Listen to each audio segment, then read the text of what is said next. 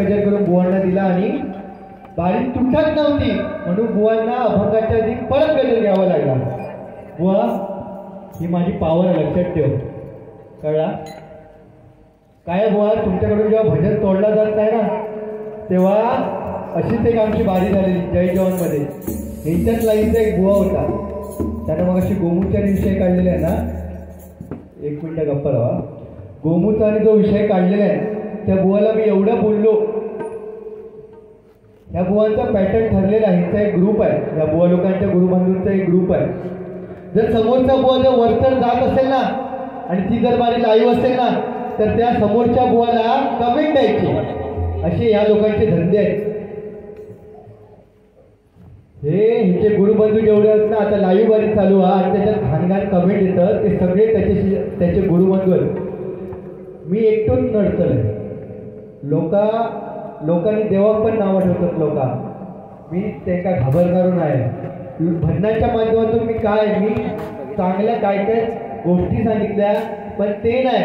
पण स्वप्नील गोसावीची कोणीतरी साला काढलंय की ह्यांच्या गुरुबंधूंच्या पोटात बरं वाटतं. मग बरं आमचं गुरुबंधू साला काढतात. तुझ्यासारखी 56 गुरुबंधू येईल ना माझी साला काढून कोणाच्या लल्लाटात लक्षात ठेव. म्हणून तुका बारी कमी आहे. अरे गर्वान मेलाच तुम्ही लक्षात ठेव, कळला? थोडक्यात गेलं मी बुवांचा गजर. बुवांना काय भजन नवले फॅशन आहे. कोणी भजन केलं आणि फॅशन केली आणि कोणी ऑर्केस्ट्रा केलं ते मायबापाशी श्रेष्ठ आहे. कारण जाताना इथून जेव्हा पेटीवरून उतरलो तिकडे 2 माणसं होती, म्हातारी माणसं होती आणि ते मला बाहेर घेऊन गेले. मला त्यांनी एवढंच सांगितलं, बुवा खूप छान बारी केला, तुमचा ॲक्सिडेंट होऊन सुद्धा तुम्ही छान बारी केला आणि जे समाजाला दिलात ते खूप छान दिलात. बुवा पेटीवरती हात ठेवून सांगतोय. ते बोलले की समोरच्या बुवाने फक्त ऑर्केस्ट्रा केला, त्याने भजनाच्या माध्यमातून काय नाही केलं. बस 2 लोक जरी बोलली ना बुवा माझ्यासाठी तेवढं बस आहे. मी काहीतरी जन्माला आलेल्याचं मला सार्थक आहे. एवढं केलंय का बुवाची मी शॉर्टकटमध्ये संपवलं. 1 2 3 धरून पेटी हाता गावलो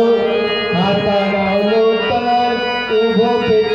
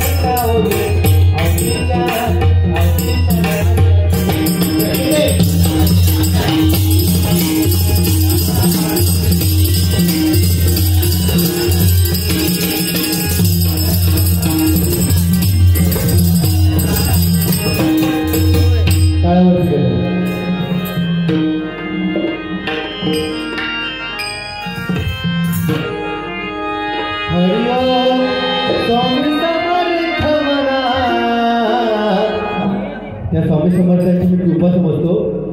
तेवढं माझ्यासोबत वाईट घडून सुद्धा मी आज इथे भजन करू शकलो, कारण तुमच्या मायबाप रसिकांचे आशीर्वाद आहेत म्हणून. हरिओम हरिओम स्वामी समर्थ म्हणा, हा जन्म नाही पुन्हा.